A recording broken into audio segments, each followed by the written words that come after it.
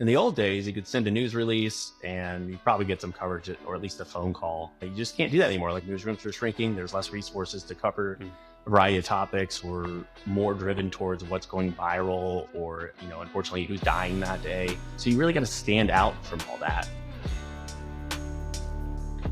In today's world online, customers and everybody expect personalized support on every channel and in every way. They want it done right now. But the problem is most solutions out there don't allow that to happen. They're not delivering. So your customer service reps are struggling to stay productive. And your customers, honestly, just aren't as happy as they probably once were. Now's the time to change that. This is exactly why there's a new AI-powered service hub from HubSpot. The Service Hub actually allows you to bring this type of level of service and success together for the first time so you can deliver on the expectations that people are expecting. And actually, it's boosting revenue along the way. The reps that are using Service Hub from HubSpot right now are reporting 13 times faster to help them resolve tickets. And also, it helps them close something like 42% more tickets per day. So that basically means that you're also retaining people at a much higher rate. They're saying more than 80%. Not only that, you're getting this full 360 view of your customers in this smart CRM that basically helps and supports you in the marketing, sales, and service delivery and success of your team, but also making the experience much better for your customer, which boosts your revenue and your business growth. Go and visit HubSpot.com/service to learn how this all-new solution can help you deliver for your customers. Are you interested in getting some PR? And I'm not talking about some little basic PR. So I'm just talking about getting on the news, getting on TV, getting published in magazines or wherever that you think you should be placed and get that kind of that feature, whatever you think that you should get featured, leverage that PR in a smart way. Well, I brought in a friend of mine. I've known him for over 20 years. His name is Brandon LaVorgna. And this guy is, so in this gap in time since I've known him from those days to now, he was in the media. He was a reporter. He was reporting on all these different big events in our country. He was working the news desk and working with people who were pitching to get in the media, and he understands the game and what it takes to get featured on TV in other publications in busy markets. And I'm not just talking, random blogs somewhere, but really leveraging legitimate media that is seemingly pretty difficult to get into. Well, he's walking you through the step-by-step approach on how to do that and to look like a rock star, which you are, and the expert, the authority that the media is going to call on to get featured on the news and in TV, online, wherever that you want to get featured. You're now going to have a playbook that Brandon walks you through to go and make that happen. So Brandon's the man. I love this guy, and he's so open and transparent. You're going to love him as well. So let's get into it right now. We reconnected recently at Social Media Marketing World, and immediately, I was like, this is why you're going to crush it, because you've made this transition from media and news to now consulting, but really it's you're the strategy behind people now, and you're out in the Phoenix area, but you're working with folks all over the place, I believe. Yeah, it's been a pretty wild ride. I was telling someone I've been to 48 states, and it really dawned on me how much land I've covered in a short amount of time that most people don't do in a lifetime. But yeah, I went to college in Pennsylvania, go Edinburgh Fighting Scots, and got my first job in Casper, Wyoming, where, I happened to be near Aurora during the time of the Aurora shooting. So I got some really good exposure to national media and kind of how they work at that point, made a lot of good connections down there and stayed in contact with those people as mentors and just people to really follow and try to grow into in a sense. And then I jumped after 2 years of being a weekend anchor and kind of leading the weekend crew and being a general assignment reporter in Wyoming, covering literally anything from, Jackson Hole, where you have all that wildlife, to politics was really interesting. It's a very boom and bust kind of state, so that was always intriguing to me. And from there, I really lucked out and landed a gig in Savannah, Georgia, where Georgia politics are quite crazy. Being right there on the port, you never know what's going to happen to. We just saw what happened, unfortunately, over in Maryland this week. But was around when Charleston church shooting happened. That's why a media plan, which we'll get into here in a minute. is so important because you just never know. I mean, on the day that Charleston church shooting happened, I was supposed to be at a fundraiser. Next thing I know, I'm headed to Port Charleston, where a gunman is allegedly on the loose still after, shooting all those people in a church. Covered a lot of politicians that way, Nikki Haley, pretty much every presidential candidate, and every president we've had recently. Really lucked out, kept growing in my media career, went up to Greensboro, North Carolina into a top 50 market, which was a goal of mine. I always knew I would never stay in it forever. I said 10 years, and I would get going, but I had goals in mind that I wanted to hit before I left so I could, kind of like a Major League Baseball player retiring on their own terms. It's always good. Yeah. Always great. Got really into the Hillary Trump stuff going on, the bathroom bill, which was just a huge chaotic moment for North Carolinians, when you try to designate someone's birth sex and things like that in bathrooms, and it just was so chaotic. It was interesting to watch from a people watching standpoint. Yeah, but I bet. Kept growing my chops there, and ended up in Greenville, South Carolina after, not to be confused with Greenville, North Carolina. Where again, I just really found myself in the middle of like national champions, like Clemson football, South Carolina women's basketball, and even the men's team went on a crazy run, and got to cover White House visits with Clemson, which there was fast food gate back then, and I was there for when then President Trump was feeding them Wendy's and pizza and things like that. I didn't get a single bite, which was kind of disappointing, but that was the last thing on my list. And the next thing I knew, an opportunity popped up to go work as a public information officer. If you're not familiar with that term, more or less a spokesperson for, a city, state, company. There's a lot of different variations, but public information officer is usually pretty standard for cities, states, and like counties, really that government sector side of things. Worked for the Greenville Police Department, helped with their media plan, because I'd worked there for almost 3 years. I knew every reporter, anchor, producer at every station. So I was always able to get us our coverage when needed. I knew how to pitch the reporters, what stations were looking for kind of what angle or maybe what piece of information. From there, I ended up being promoted to do communications for the entire city 2 weeks before the pandemic hit. Oh, fun. Which was wild because I barely knew any of my team members, hadn't met some of them, worked out of a 10-story building by myself during that first almost year.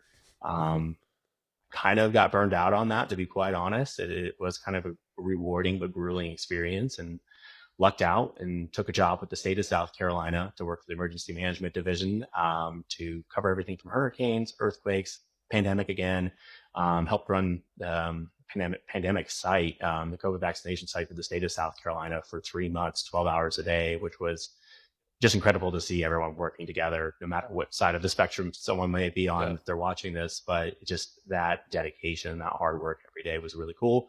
Tried the private sector, worked for a digital marketing agency in Charleston, South Carolina. Was not a fan, was not very rewarding.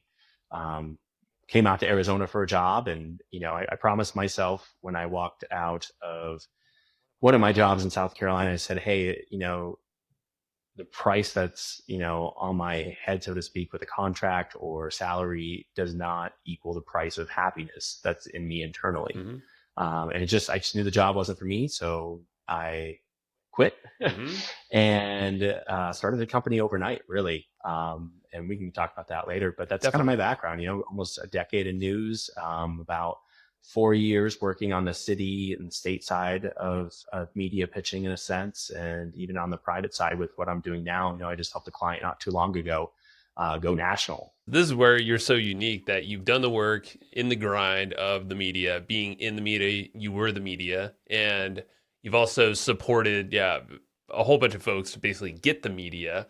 And so you've learned both sides of it. And that's where it's one of the most common things I think people want to do is like, hey, I want to get on TV, or I want to get featured in X publication, on or offline. And, I feel like TV is that thing though. People's like, I want to be on TV to say I've been on there, whatever it is. And there's a ton of value to it. And I don't know if like going into all the merits of that is really necessary here, but it's more like, hey, all right, what's the strategy behind getting media? Like, why in the first place? And, you have a really good perspective of this. And then what's a smart approach for entrepreneurs listening who, they can leverage the media in whatever way that they have based on the strategy, but it's like, how do you approach it now? 'Cause I feel like that's a pretty common thing is people approach those the scenarios incorrectly. So I guess let's start where, like, what's the big idea? Like, why even approach media? Why get media? Yeah, I mean, it could be for a number of things. It could be you develop a product that's going to help a lot of people. Maybe you went viral for, interacting with a celebrity, or maybe you're trying to push a bill. Maybe you're a politician. There's just so many reasons. I mean, if you really turn on the news, sometimes it's just most random stuff. You're like, why are we covering this today? And it could be for one of those reasons. But, maybe you're a company and you're trying to get exposure for your product, or maybe your service, or maybe giving back to the community around you, despite maybe being like a Forbes recognized company. The why is really up to the company, the person, the entrepreneur. I mean, we all have some sort of moment in our life that should be covered, in my opinion. Yeah. So it just comes down to your personal why, maybe professional why. I guess maybe that could be twofold right there. Yeah, I like that. And because I agree, like, everybody has a book in them. There's something that makes us unique, our superpower, whatever you want to call it. But it's what's that thing after all the layers of other stuff that we kind of quote unquote have to do, or what's the get to do thing, and share it widely. And I would imagine, a big why is also, it's like, hey, you open the doors here, it could open up doors elsewhere and then expand that reach even further. Yeah, it's free advertising in a sense, to be quite honest. Yeah. And, with today's monopolies of the media, just because you air in Nowheresville, Louisiana, chances are that station's owned by a big company that owns 100 other stations. And what happens in most cases like that, you get picked up on other websites, at least, if not rolled on other stations too, that maybe found it interesting. Maybe there's a local connection. You just never know. What would your perspective be, like, if someone did have that thing they wanted to get out? Maybe it is a new book, maybe it's a cause or something they're looking for impact. Of course, there's regional, there's more nationwide, and all these. There's a whole structure that I'm probably totally unfamiliar with, but would TV or this type of media that you've been in, do you think that's a good place to start, or at least kind of practice a little bit here? Yeah, absolutely. I always say any kind of positive spotlight you can put on yourself, your business, go for it. Even if it's a local publication, a lot of times in traditional broadcast media, in terms of what you're watching with your local affiliates, national affiliates, they have a couple hours that day to put together a story. It's not a whole lot of time, but those smaller publications, those print papers that are slowly dying, are still very important. They get a lot of time to dive deep into stories. They're still very important. So always, cast a very big net. You cannot go wrong by even just being covered by a podcast, by a blog, something like that. And it'll start to build. You'll get noticed because a lot of these companies watch each other or read each other. So what happens in a lot of cases, one person will bite once, the other ones will watch, and usually within that week, if not a couple weeks, if it does well, or if it shows maybe more than what you pitch to them, in a sense, they'll call you, and then you're getting coverage, and then it grows from there. And as I mentioned, a lot of these little stations, these little publications are owned by a much bigger company, and they just kind of throw it all out to everyone, in a sense. So, definitely do not put a box around yourself or the audience you want to reach. Now, if it's political, you obviously are not going to pitch to the opposite side usually, unless you're super brave. Know your audience, or unless you have an angle there. Yeah. Know your audience too. But be open to things. You never know what a door could open. And I've learned that the best ways this last, 7-8 months that I've been running my company is said yes to things I normally wouldn't say yes to. And they've been just like blessings in disguise. So I would say start with that and know your message. It's getting really tough in newsrooms to get coverage because newsrooms are really shrinking. You used to have a team of 20, 30 people, and now it's down to 10, if that in some cases. Some companies are moving away from even having a full newsroom in a city, like a state like Wyoming. The anchors are actually in Cheyenne, even though you think your news is coming from Casper. And that's becoming the norm slowly, just based on costs of really everything. And it's not a very financially stable business to be in. So a lot of people leave too. So there's that twofold. It's like people are leaving the business, not just left and right now. And then, they can't pay people in the business. So, we could see a pretty big shift in the next, decade or two of how your local news is viewed. With that in mind, I'm curious because like it's the landscape's changing in media in general, and the fact that you're saying this even on the local affiliate level, which makes a lot of sense in a small town like Casper, because that's where you spent some time, right? In Wyoming. Spent 2 years there. We had a team of almost 20 people on both sides of the camera. Yeah. And by the time I left, that was already shrinking significantly. In a year or two after, it was down to pretty much a reporter, someone there to help in the background, and then the anchors were tossing to them from Cheyenne, which is, okay, if I remember correctly, like 2.5 hours away. And that was pre-COVID and all that. That was probably 2013, 2014. Wow. Okay. And more stations are adopting similar methods, man. It's been wild. So yeah, media pitching is a very unique craft, and it requires just connection sometimes too. I was gonna say it's definitely who opens doors just in the world. Let's be honest. But at the same time, like we chatted before this on a call right after when you were going back from San Diego, is like you definitely there's an approach to it. So yeah, I feel like all right. We talked about the why, figure out your why, and everybody kind of can figure that out. And I think knowing the landscape of the media, like you just described, it's changing. It's been changing. I don't think most people understand how, satellites, all these networks kind of work. So it seems like there's regional hubs, and there's, of course, different types of publications within regions. There's national, there's podcasts, like you mentioned, blogs. I mean, that's all considered media. It's just different. So it's almost like know the landscape of, I guess, where you want to go. And I would imagine, because I want to get into pitching and some of these interesting strategies that I didn't think about. This would be like kind of like a checklist, tool belt, Cool. whatever you want to call it. But in the old days, you could send a news release and you probably get some coverage or at least a phone call. You just can't do that anymore. Like I mentioned, newsrooms are shrinking. There's less resources to cover a variety of topics. We're more driven towards what's going viral or, unfortunately, who's dying that day. So that kind of gets, a lot of the attention, a lot of the focus. So you really got to stand out from all that, from the day of news, which is, something like the ship crashing into the bridge over in Maryland the other day. Things like that, where you can't predict them. They happen and they're going to get all the attention. So, I always say, still send the news release, which I know is kind of silly because I kind of said you can't just do that anymore. But the news release at least gets your name in front of someone's eyes. Make sure it's spell checked, make sure it looks good, it's clear, cut to the point. What you should do, and a lot of people don't do, because when you're talking about something visual and you're just putting it in words, it's hard to picture sometimes. Yeah. Call that news station, call that paper, call that blog, contact whoever you sent that to, and go down the list of everyone you've sent it to. And just say, hey, I would like to speak to your assignment editor, or is there a producer I can speak with? We just sent a news release. I want to make sure they got it and really explain what this is.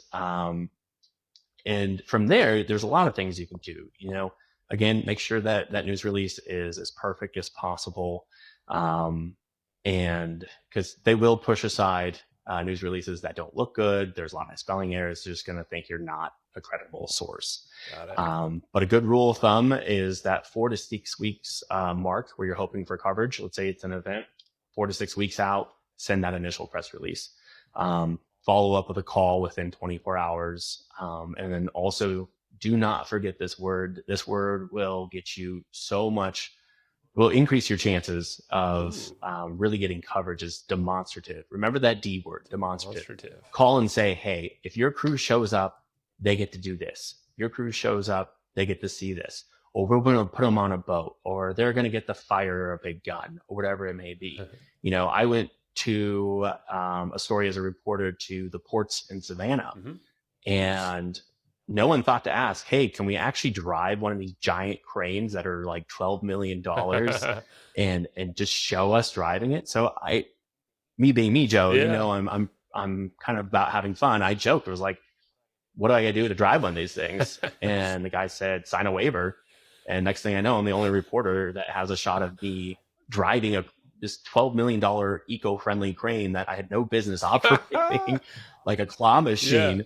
But my station loved it. It was demonstrative. It showed more than just this crazy headline of Port is investing tens of millions of dollars into green-friendly cranes. That's huge. I mean, you're showing, it's like show and tell, right? It's exactly show and tell. You're showing the proof, and it's not just words or theoretical. You're in the seat, man. But no one in that organization, as great as they were, as positive as they were to work with, thought to pitch that to a reporter. Dang, reporter had to ask, which you feel bad about sometimes, for legal reasons, for personal reasons, whatever it may be. Again, do not forget demonstrative, things like that. Even if you're just working in a lab or, you got an office, try to find some way to make it creative for someone to come by instead of just spraying up B-roll, as we call it. That will increase your chances so much more. Again, action. Right before, I just want to go back really fast just to recap, and because I know you're giving us steps, and I'll just remind everyone, we'll try to make notes out of this, or we'll make it actionable. But just going to the very beginning, so news release, press release, same kind of thing, right? Same thing. News release followed up with a phone call to an assignment editor, producer, whoever you can really get on the phone. And if you can't get a hold of those people, if you're really in tune with your local media, know which reporters cover what topics generally, and just send them a direct email, send them a tweet or an X, whatever they're called these days. That will get some attention too. I know I was more likely to look into a story if someone reached out to me directly as a reporter. And a lot of times the final call is up to the news director, the assignment editor, whoever it may be that's in charge of those meetings. But it doesn't hurt you. It actually helps you one way or the other. Just say, oh yeah, I actually got an email. I looked into that. Looked pretty cool kind of thing. I always love the personal touch anytime I'm reaching out to anyone, maybe it's someone that even have on my podcast, like a bigger name. And, it's pretty much what you just said. If you don't have their email, or even if you do, hit them up on social in the inbox. I do like X because still, and it's been for years, not a lot of people go to those DMs for some reason. They go to Instagram. I feel like it's lost in Instagram. Facebook, good luck. You got X. And then what I love to do too is use Loom, some kind of video where I can send and show my face in the email at least, but maybe on X, but at least in the email, I like to put this little embed thumbnail. Absolutely. Cool. And X is such a great platform for news attention. I mean, most of your reporters, that's the first thing they do. They don't go to their Facebook first.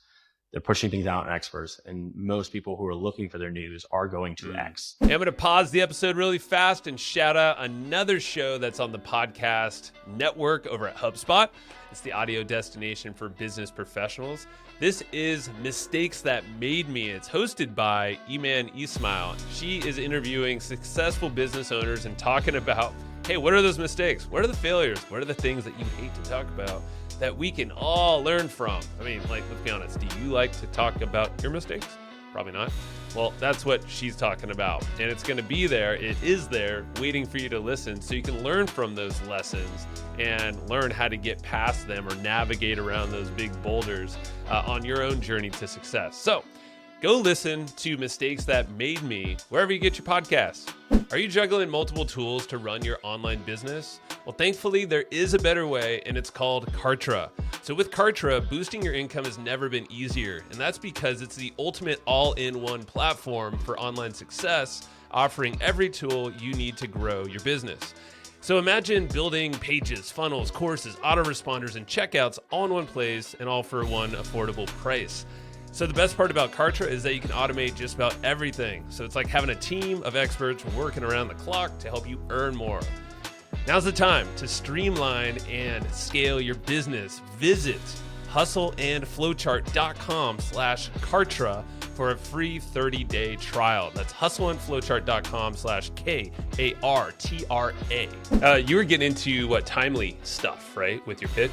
Yeah, and let's take the most recent thing that happened. Maryland, the port, and that ship crashing into that bridge, and just such an unlucky thing. I mean, that ship lost power, nothing it could do, couldn't steer. A lot of ports around the country, I don't want to say took advantage of that, but local reporters started calling them. So that's something that's timely. It's just because it doesn't impact you locally. If there's something similar, even thousands of miles away, you might get attention. So just be on the lookout, or call and offer, say, hey, we actually have safeguards at our port here, or whatever it may be, whatever the topic may be. Is it, are you doing cancer research? What kind of cancer is it? There's usually a week, a day, a month affiliated with most cancers these days.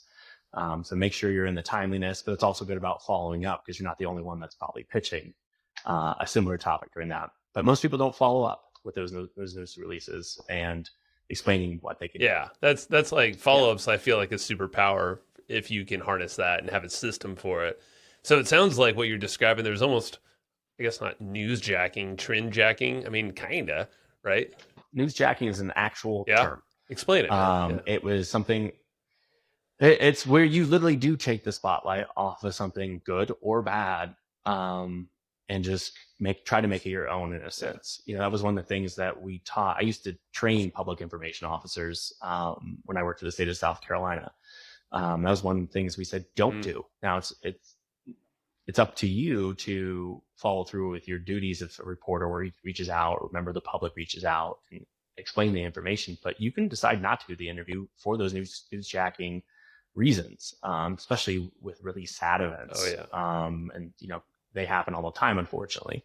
So got to be careful. But to a company, that's an opportunity to get that free exposure, maybe get the word out about something. For instance, when we had all the shootings kind of blurred into one, but there was a shooting back in 2015, and a local company in Greenville where I worked had these life-saving kits that could have made a difference. And they were actually one of the companies that was brought into that school, and the school said, nah, we don't need these. And so, and the company was cool about it. They didn't really harp upon that. They didn't say, hey, we could have saved more lives or whatever it may be, because you just don't know in those situations either. But they had a reason to really reach out. In a sense. So be careful about newsjacking. It could be taken one way or the other. Most times it's not really affiliated with the term newsjacking. And I was thinking there's a lot of positive stuff as well. I know we look at the news and there's definitely a lot of negative and things, and maybe that's because of attention. Who knows? That's a whole nother rabbit hole. But when you have something great, like you said, cancer, there's Cancer Awareness Month. There's other maybe positive stories or developments, and it's like, hey, you can piggyback off of that if it's not always positive, but awareness. I think that's more positive than like a shooting or something. But let's be honest, it's really one of those situations when it comes to media pitching. It's so every situation is different, every reason is different, obviously. So it's hard to touch upon that without having weeks to talk about. For sure. If not longer. So is there anything that you would avoid when it comes to pitching, like a hardcore, like, don't do that, don't be like that? Make sure everything is done with a positive mindset, not trying to tear down another company, another person. You see that a lot in politics, obviously, with ads that run. And make sure you're not doing it for the wrong reasons. If you're just trying to make millions, chances are it's not going to work out for you anyway. If you have an actual good reason to be covered, that just happens to make you millions, that's one thing. But if your sole reason is that money, people are going to see right through you. As a reporter, I would say no to stuff because I'm like, this person's just trying to make buck. They don't really care about helping people, and that's not one of my reasons. That wasn't my why for being a reporter at the time. And so do it with the right intentions. Be genuine. Right intentions and genuine. Those are your two keys. I feel like every human responds better that way anyway. So it's like, think long term. Long game, Yep. Awesome. All right. So anything else, I guess, on that pitching side of things? Absolutely. And this was something I would see all the time, was they would send a news release. They wouldn't follow up, anything like that, but we would call them. And then they're like, oh crap, what do we do now? They're like, wait a minute, you want to do the story today? Understand, when you send that news release, there's a good chance if you get coverage, it's going to be same day. Even if it's something that's weeks in advance, they'll want to do a preview story, or maybe that's the only day that they have someone available. And they're like, hey, we actually are going to be down a couple crew members because of vacation, whatever it may be, during your actual event, but we'd love to give you some coverage.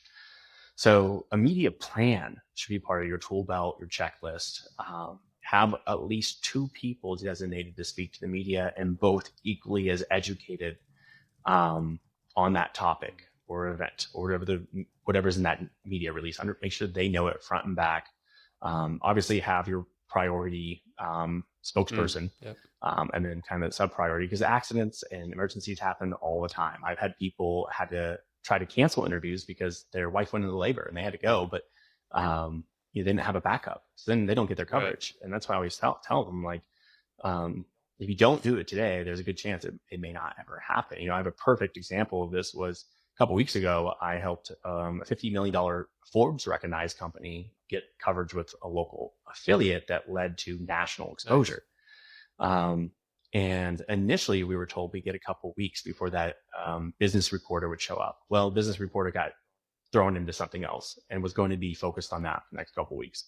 So the general assignment reporter was like, can you do the interview today? So, you know, because I had walked this company through probably a couple of days in advance before that pitch, they weren't necessarily on board right away, but they're like, okay, we'll do it. You know, the owner was like, well, I need a haircut. And I was like, well, do you have a hat with a logo? He goes, yeah, throw the hat on. You'll be fine. You'll forget about your hair and you'll focus on the questions. Smart. And it went great. So just be prepared for those interviews. So have that media plan in place. Where are they going to do it? Is there any private information up on walls that people shouldn't see? Generally, if you tell a reporter, hey, like, this is what we got to work with, you know, I'd really appreciate for these reasons, if you try to blur this out, or maybe can we shoot it at an angle where we don't see it? They're going to understand. You'd be surprised the reasons why people they didn't want something aired. And I was very understanding. I'm like, yeah, I don't want you to lose business, or yeah, I don't want you to get sued. Yeah. So have that plan in place, have the place you want to do the interview in mind already, and just be ready. I mean, they could call that day, they could call weeks later, but that's also a good reason why you should follow up, so you don't kind of get caught off guard, and maybe you get a good idea of when you might get some coverage. Nice. Okay, that's great to know, and it reminds me of when Heather, my wife, she got on the news here locally, and it was for wedding planning, and it happened to be right at the beginning of COVID, so it was like, well, before it was a thing, but she still got her coverage, but it was just like, hey, what's this COVID thing that's coming around? And it was like early days. But I just remember it was so rushed. It was like, yeah, I think maybe they gave her a heads up of the day before, night before. But either way. And that's good these days. I mean, if you get 24-hour notice, that is unheard of, because usually, like I said, most things are day off, and they get a couple hours to interview you, shoot things, edit things, put it together, go on air. And take a deep breath before, so people don't understand how just fried they were for that day. Man. Yeah. Well, it was KUSI, so, you know, they do things, I don't know. Yeah. Rest in peace. Are they not around anymore? No, KUSI is, but I believe that gentleman just passed away a couple of years Coleman, ago. I think. Jerry Coleman. Yes. Just a pioneer, really. Jerry Coleman. Yeah, you know, so you've done your pitch, you've sent your release, you followed up, you know, and you kind of have an idea, you know, maybe they say we just can't be there. Yeah. That's when you have a media kit ready. And then most reporters, stations want to shoot their own stuff, and you're going to hear them say that probably. But if they just can't be there, at least maybe you could get on their website. So when you provide that stuff, they're more likely to put it on their website. Like, oh yeah, you got some B-roll we can use that's approved. Cool. That's smart. And then that web story, like I mentioned, a lot of these stations are owned by one big company, you know, like a set of 50 stations is owned by like Gray, someone like that. So then when it gets pushed out on one, it generally gets pushed out on every single one of them. And if it does well on the web, a lot of stations every morning, the people in charge of making those decisions, what's going to be covered that day, go to the website numbers, the analytics, what's clicking, who's on what, how long have they been hanging out there, what's getting the most interest. And that's what's decided for their A, B, C, D, and E blog for their shows for the day sometimes. I have pitched very reporter-oriented, well thought out stories, and I've been pushed to a viral cat. You know, like you just never know. But having that media kit ready, and chances are they don't want to use it if they can be there. But it's always good to have, and make sure it's well shot. Invest money into it if you can. You don't invest a whole lot. There's a lot you can do with an iPhone these days. Um, and that would be it. I mean, it's pretty simple, but those are the little things people don't generally Yeah. do. But when they did it, I was more apt to at least call them and try to set something up. You have to be understanding of day of events that just happen when they do. And if you're doing all that and it seems to not be working, try to get in on the morning shows, like especially if you are in a big city where they have weekend morning shows. A lot of times they're struggling to fill those Really? guest Okay. spots in a sense. Yeah, it seems like that's a trend. Like you get the morning shows, they all kind of look the same. But yeah, you could probably Yeah. study a format and be like, all right, I'm going to go for that kind of angle. Yes. And that gets your connection going. It really is about who you know. And there's reasons why, like for my business, per se, I don't do media pitching all the time. Because some of my businesses that I work with aren't in areas where I have connections, and I know how much easier it is when you have those inner connections. Yeah. So find a way to get in those actual stations, shake some actual hands, put a face to a name, reach out to the reporters that cover the topics that you like, or the publications or the podcasts. And if that's not working, that's when you get to the point where you go, maybe I need to hire someone that does this. Mm-hmm. Yep. Because you're at that point, if it's not working, there's something that is just not clicking. And if you really want that coverage, feel you deserve that coverage, that's when you throw out some money, unfortunately. But what you'll get in return will be far greater, and it'll get easier and easier because you'll be a face to a name. You'll build that relationship, and maybe you'll be the wedding person. Yeah. Maybe you'll be the lead on driving stories. Like you wouldn't believe how important in smaller markets stories like car maintenance during winter are, and every station has that one place they go to do the interviews because they know they're going to say yes. They know they're going to be good because they've worked with them over the years. So yeah, build those relationships. Try to schedule a tour. That would be my last resort, is schedule a tour as a company, just to get in there and maybe do some internal pitching. Like actually at the news station itself, and then yep. Okay, interesting. That's a last ditch effort because they're tough to do these days. The security has gone up for obvious reasons. Yeah. In stations, and some stations are good about it. Some stations say, no, we don't want any strangers in here. Well, show me a FaceTime tour or something, like get me in there somehow. Yeah, give me something. I got it. Yeah. Brandon, this is awesome, dude. And I think of another way to extend this, I would imagine, is HARO, HARO, like help a reporter out. I'm sure some of this pitching can translate that way.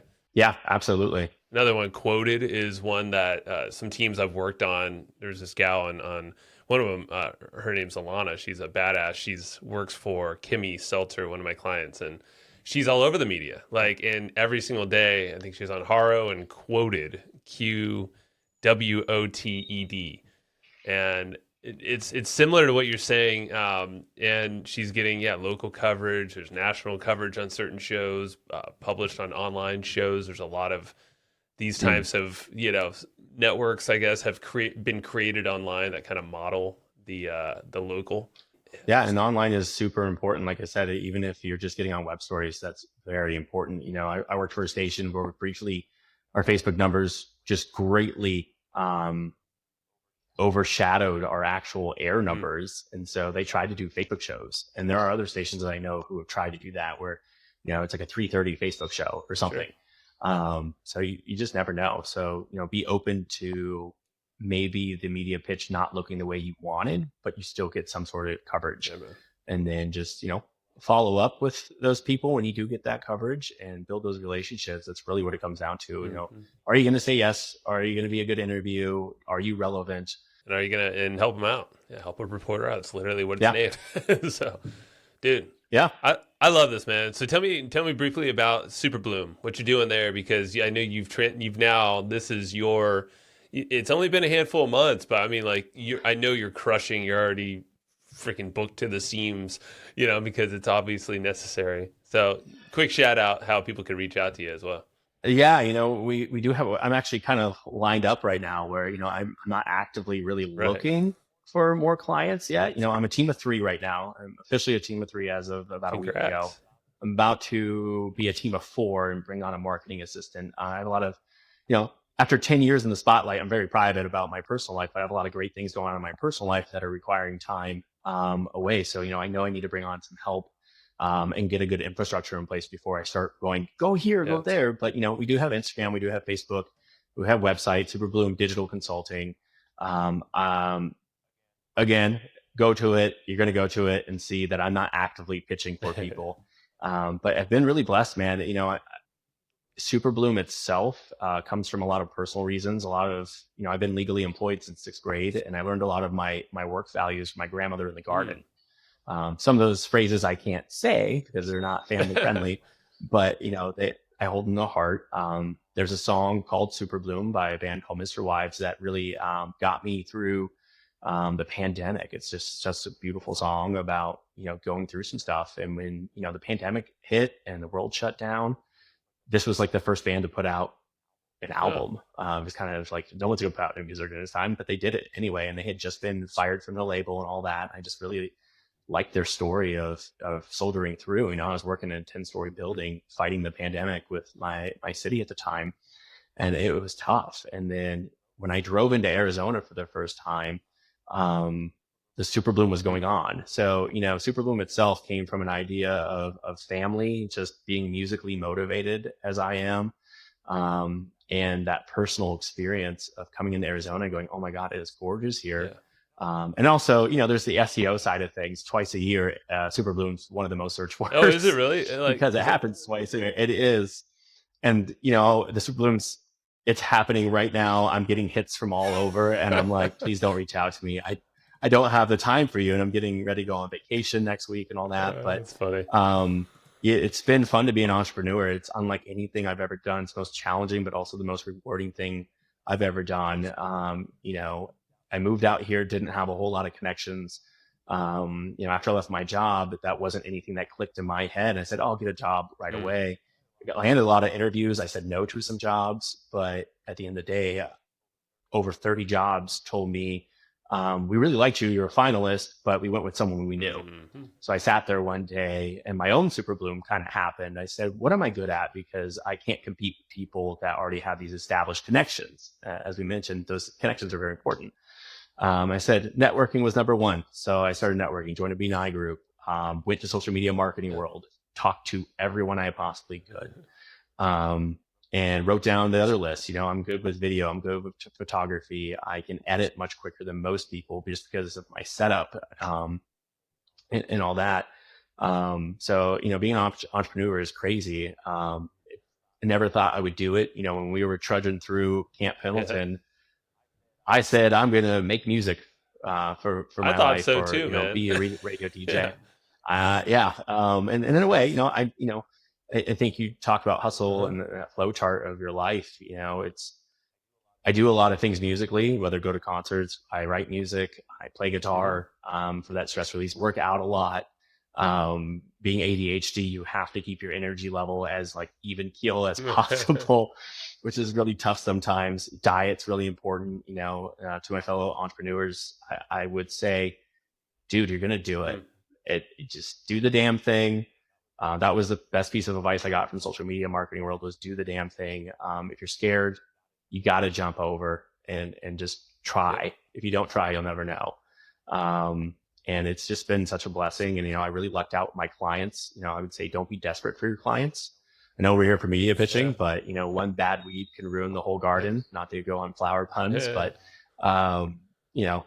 it's been wonderful. And to see what you've been doing as well has been really cool, and to really catch up on the last couple of decades and really see what you're doing has been awesome. Exposing people and having your adorable family, which you guys fought so hard for, which has just been incredible to see. And it's such a beautiful thing because you guys are such good parents. Man. We all have our own fight, and I think you get some cool stuff coming up too. I won't release anything here.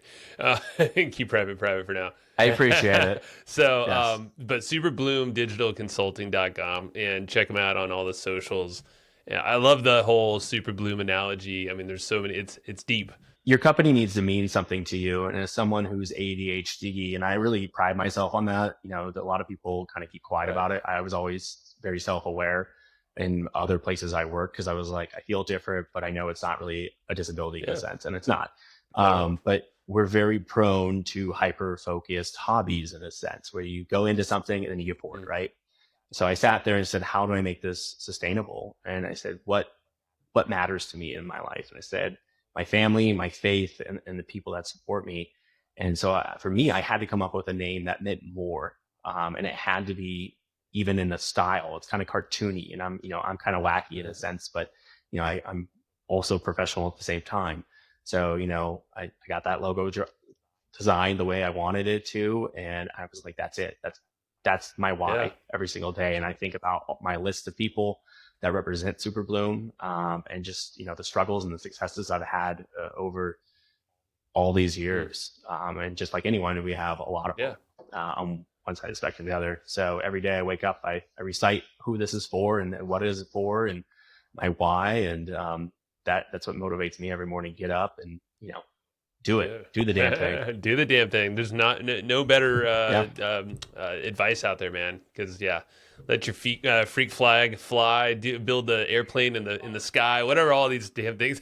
Like, be brave. So true. Be brave. I mean, and we're our worst critics. And I'm really great at creating other people's social media plans. That's something else we do. And my own social media plan is kind of, when I have time. And so it doesn't really represent what we're able to do. That's it, man. So when you go to all those channels and you're judging, go for it. Just understand that I could either be doing my own stuff or I could be helping you. I mean, it's another analogy is the cobbler's kid's shoes. It's like, they look like crap. It's like he's busy fixing other people's stuff. So, no. Yep. You rock, dude. So thank you so much. And we'll make it actionable. I might put it in the email or we'll figure out a way, but definitely keep an eye on things. And I appreciate you, man. And this video, if you're watching on YouTube, all that stuff, definitely consider subscribing and follow Brandon on all the socials. I'm sure we'll be doing this again. I'm sure we'll be seeing you around as well, man, because it's the beginning of great things. Vice versa, because I do have a podcast in the works. All right. Not the near future, but you've inspired me to get into it a little bit, and just building that connection. And, as entrepreneurs, we succeed together. Yep. So I really like what you do, and exposing people, because if we all win together, it's kind of my phrase. So thank you for your time, Joe. You've been phenomenal as usual. I'm not surprised. We can't wait to see how this turns out. Well, man. All right. Appreciate you, bro.